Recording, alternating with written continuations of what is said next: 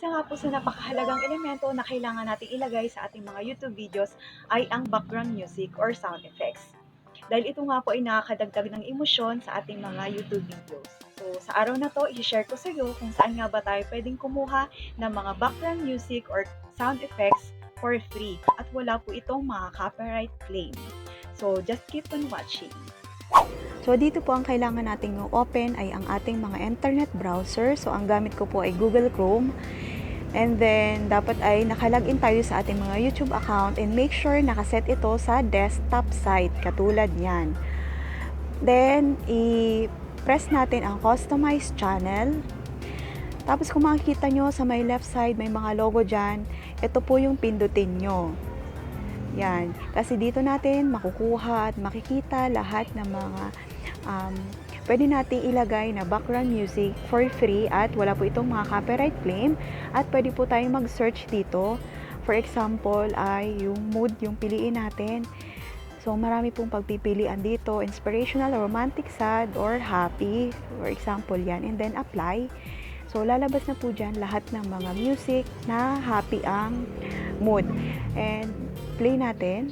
So, hindi mo pa rin pindutin yung search. So, may lalabas dyan na ito genre. Kasi wala pa naman tayong alam ng mga title. Pindutin mo yon. And then, marami ka rin pagpipilian dito kung anong gusto mo. Kung pop, R&B, reggae, pangbata, children's, classical. So, ayan. Lalabas dyan yung mga music na ang genre ay pop at yung mood ay happy. So, depende to sa'yo kung anong gusto mo or ano yung content na ginagawa mo sa YouTube channel mo, yun yung i-apply mo dito. So, and then pag may nagustuhan ka, yan, i-download mo lang siya. And then, pwede na natin siyang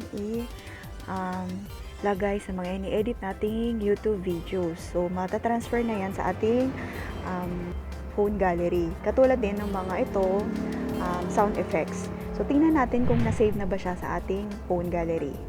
So, ayan. So, halos lahat po dyan ng mga ginagamit ko sa aking YouTube videos na background music ay galing sa audio library. So, napakagaganda po niyan. And kung gusto niyo pong matuto kung paano mag-edit ng YouTube videos, so, panoorin niyo po yan. At ang link po niyan ay nasa description box. Kung nakatulong sa iyo ang video to, kindly like and subscribe for more YouTube tips and tutorial. Maraming salamat po sa panonood. See you again on my next upload. Bye! Again.